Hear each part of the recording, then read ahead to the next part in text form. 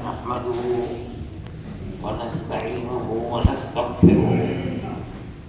ونؤمن به ونتوكل عليه ونعوذ بالله من شرور أنفسنا ومن سيئات أعمالنا من يهده الله فلا مضل له ومن يضلل فلا هادي له ونشهد أن لا إله إلا الله وحده لا شريك له ونشهد أن سيدنا ومولانا محمدا عبده ورسوله أما بعد بسم الله الرحمن الرحيم میرے بزرگ اساتذہ کرام مدرسہ شاہی کے اور عزیز طلباء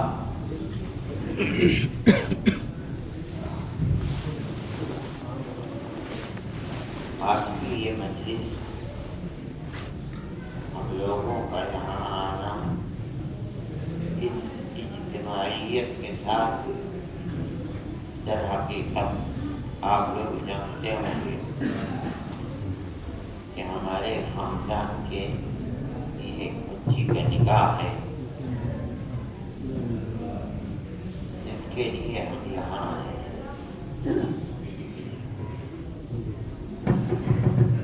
نکاح کے لیے عقد کے لیے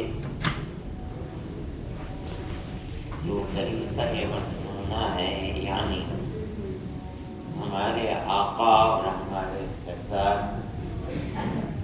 حضرت محمد صلی اللہ علیہ وسلم کا اپنایا ہوا طریقہ ہے طریقہ یعنی آپ کی سنت ہے وہ یہی ہے کہ قبل اس کے کہ لڑکا یا مرد اس رشتے کو قبول کرے نبی کریم علیہ السلام سے قرآن کی چند آیات ثابت ہیں کہ آپ جب کسی لڑکے کے سامنے یہ پیغام رکھتے تھے کہ میں اس فلانی بچی کا نکاح تمہارے ساتھ کر رہا ہوں تم نے اس رشتے کو قبول کیا قبل اس کے آپ قرآن کی چند آیتیں منتخب کر کے وہ پڑھا کرتے تھے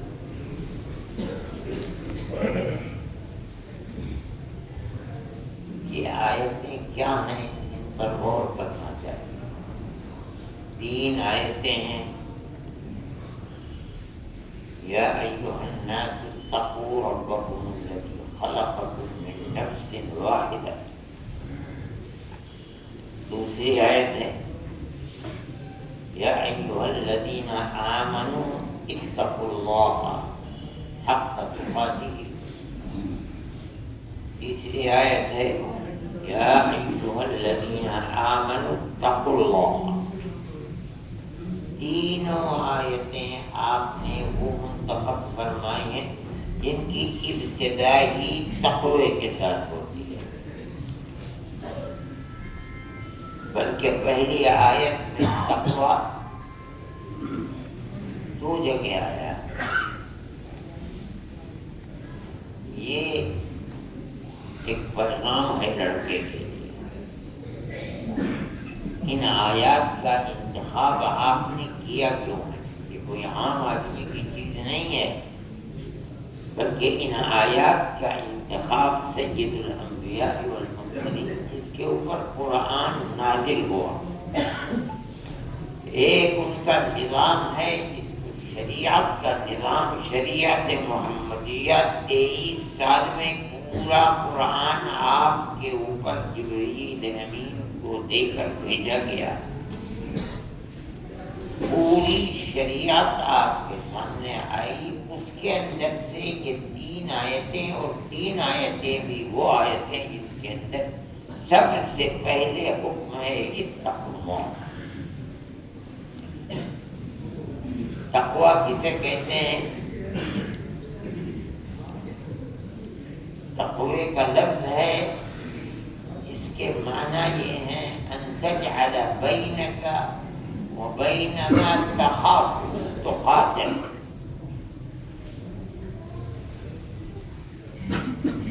يتقي تقاتا تقيه من النار او من اي شيء. اپنے اور جس چیز سے تو ڈر رہا ہے، تیرے سامنے کوئی چیز ہے، شیر ہے، بچھو ہے، سانپ ہے، آگ ہے، کوئی بھی چیز ہے، اپنے اور اس کے درمیان میں ایک ایسی دیوار کھڑی کر لے کہ وہ تجھے اس کے خوف سے باز رکھے، اس کا نقصان تجھ تک نہ پہنچے. یہ تقوی کا مطلب ہے ان تجعل بینک و بین ما تخاف دقیق منہ، ایسی دیوار اور رکاوٹ کھڑی کر لے کہ وہ چیز، اس کی مضرت تجھ تک نہ پہنچ سکے. قرآن میں ہے اتقوا النار، جہنم کی آگ اور اپنے درمیان میں اے ایمان والو، ایمان کی ایسی دیوار کھڑی کر لو کہ قیامت کے دن تمہیں جہنم کی آگ سے حفاظت میسر ہو جائے. اتقوا اللہ ای اتقوا غضب اللہ، اپنے اور اللہ کے غضب کے درمیان ایمان اور اعمال صالحہ کی ایسی دیوار کھڑی کر لو کہ کل قیامت کے دن تم کو اس ایمان اور اعمال صالحہ کی قبولیت کی وجہ سے اللہ کی رحمت تمہاری طرف متوجہ ہو، خدا کے غضب سے تم محفوظ ہو جاؤ. قرآن جگہ جگہ اس تقوی کی تعلیم دیتا ہے. نکاح کے مسئلے میں خاص طریقے کے اوپر یہ آیات تقوی شوہر مرد کے سامنے پڑھی جاتی ہے، اس کو یہ سبق دیا جاتا ہے. تو کہیں کا ہے، عورت کہیں کی ہے، جو کسی خاندان کا پلا بڑھا ہے، عورت کسی خاندان کی بڑی بڑی ہے، تو نے جن ماں باپ کے سامنے ان کی گود میں تربیت حاصل کی ہے وہ عورت ہے، جس کا نکاح ہو رہا ہے وہ کوئی اور ہے، کسی اور خاندان پر کسی اور بنانے کی تربیت پائے. آج تیرا کا بندن ہو رہا ہے، چیز کا خیال رکھ. تیرا یہ رشتہ 4 سال 10 سال کے لیے نہیں ہے، جب تک تم اور وہ رات اور دن تیرا اس کے ساتھ رہنا ہے. تیری زندگی تقوی کی زندگی ہوگی. تقوی کیا مطلب ہے؟ قرآن نے یہ کہا جو کس خاص نکاح سے اس کو ملتا ہے، سبق مجھے ہے. جنت کے بارے میں فرمایا اعدت للمتقین، جنت متقیوں کے لیے بنائی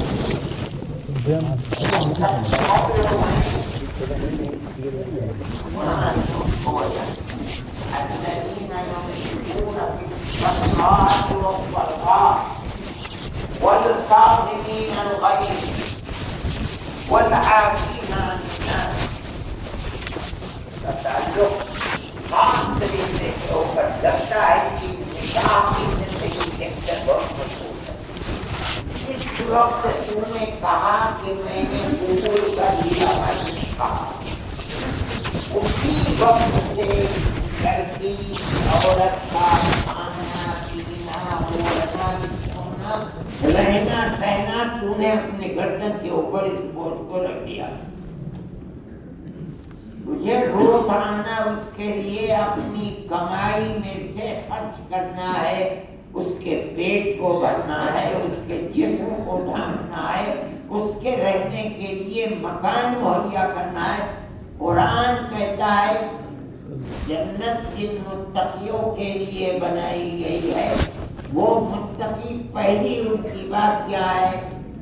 زیادہ ہوتا ہے تب چھوٹا ہوتا ہے تب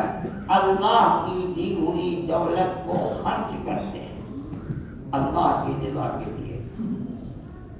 آج تم نے اس کو قبول کر لیا، اپنی ساری زندگی جب تک آخری سانس تجھے آئے، خدا نے جو تجھے دیا ہے تو نے اپنی اس رفیق حیات کو اختیار کر لیا، اپنی دولت کو اس کے اوپر اس کی ضرورت زندگی کو پورا کرنے کے لیے خرچ کر۔ تقوی کا مطلب وہ متقی جن کے لیے اللہ فرماتا ہے کہ ہم نے جنت بنائی ہے، یہی تجھے اپنی بیوی کے ساتھ کرنا ہے، بچوں کے ساتھ کرنا ہے۔ دوسری صفت والکاظمین الغیظ، وہ لوگ ہیں جن متقیوں کے لیے جنت بنائی گئی ہے جو اپنے غصے کو پیتے ہیں۔ شوہر اور بیوی کی زندگی میں طاقت شوہر کے پاس ہے، تجھے متقی بننے کی طرف اللہ کا نبی متوجہ فرما رہا ہے خطبہ نکاح کے اندر۔ اس کا مطلب کیا ہے؟ اس کی تربیت دوسری جگہ ہوئی ہے، وہ دوسرے ماں باپ کی گود میں پلی ہے، تو دوسرے ماں باپ کی گود میں پلا ہے۔ ہو سکتا ہے کہ زندگی کے اندر ایسے اوقات آئیں جب اس کا کوئی کردار، کوئی عمل تجھے تکلیف پہنچائے، لیکن تجھے تقوی کی ہدایت کی جاتی ہے۔ کیا مطلب؟ اپنے غصے کو پلیز اسی تقوی کی طرف نبی کریم علیہ السلام نے آیات میں متوجہ کرنا ہے۔ یہ شوہر اور بیوی کے زندگی میں تقوی، اپنے غصے کو پینے کے لیے تقوی کا یہ حصہ بہت کثرت کے ساتھ پیش آ سکتا ہے، اس لیے کہ اخلاق انسان کے اندر پیدا ہوتے ہیں خاص طریقے پر اپنے گھر کے ماحول، اپنے ماں باپ کو دیکھ کر کے۔ اگر کسی وقت کوئی ایسا کردار بیوی کی طرف سے پیش آ جاتا ہے تو اس کو تلقین ہے کہ اپنے غصے کو پی تب تو متقی بنے گا، تب تیرا شمار ان خوش نصیبوں میں ہوگا جن کے لیے اللہ نے جنت بنائی ہے۔ تیسری صفت والعافین عن الناس، اس کو بھی میاں بیوی، شوہر اور بیوی کی زندگی کے اندر بڑا دم ہے، بہت پیش آنے والی چیز ہے۔ والعافین عن الناس، اور اگر کبھی بیوی سے کوئی غلطی ہو جائے تو اس غلطی کو پکڑ کر بیٹھ جائے گا تو تیری ازدواجی زندگی دنیا میں جہنم بن جائے گی۔ اگر تو ان متقیوں میں رہنا چاہتا ہے جو متقی اللہ فرماتا ہے جنت بنائی ہی گئی ہے ان لوگوں کے لیے، تو اس کردار کو اپنے اندر یاد رکھنا۔ اگر کوئی غلطی ہو جائے تو آپ کو ضرور رکھنا، اگر پکڑ کر بیٹھ جائے گا تو تیری زندگی تو برباد ہوئی گی، وہ اولاد جو اس کے پیٹ سے پیدا ہو رہی ہے، لڑکے اور لڑکیاں، ان کی زندگی بھی برباد ہو جائے گی، لیکن بغیر تربیت صالحہ کے اولاد صحیح اولاد نہیں ہوگی۔ بھائی در حقیقت ان آیات کو جن کی طرف توجہ نہیں کیا جا سکتا، خاص طریقے پر یہ آیات لڑکی یا عورت کے سامنے اللہ کے نبی نہیں پڑھتے تھے، لڑکے کے سامنے بیٹھ کر کے ان آیات کو پڑھا کرتے تھے تاکہ لڑکے اس سے سبق لیں کہ آج جس زندگی کی تو ابتدا کر رہا ہے، یہ زندگی کیسی زندگی ہونی چاہیے، بننی چاہیے۔ اگر تو یہ چاہتا ہے کہ تیری دنیا کی زندگی بھی ایک طرح کی ایسی جنت بنے جس میں تو چین اور سکون کے ساتھ اپنی زندگی کو پورا کر سکے، تو تقوی کی اس لائن کے اوپر تجھے چلنا پڑے گا۔ اور اگر چلے گا تو تیری دنیا بھی آباد ہوگی، تیری آخرت بھی آباد ہوگی۔ اس لیے نبی کریم علیہ السلام کی اس ہدایت کو اپنے سامنے رکھنا چاہیے۔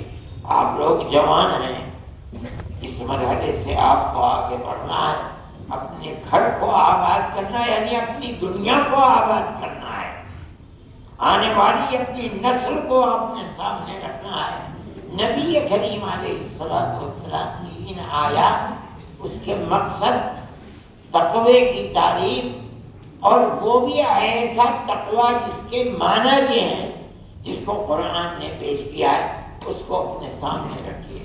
تب آپ کی یہ زندگی کارآمد زندگی ہوگی، اور اللہ تعالیٰ کی ہدایت اور اس کے کرم کی بنیاد کے اوپر آپ کی یہ زندگی بار آور ہو سکتی ہے اور کامیاب زندگی ہو سکتی ہے۔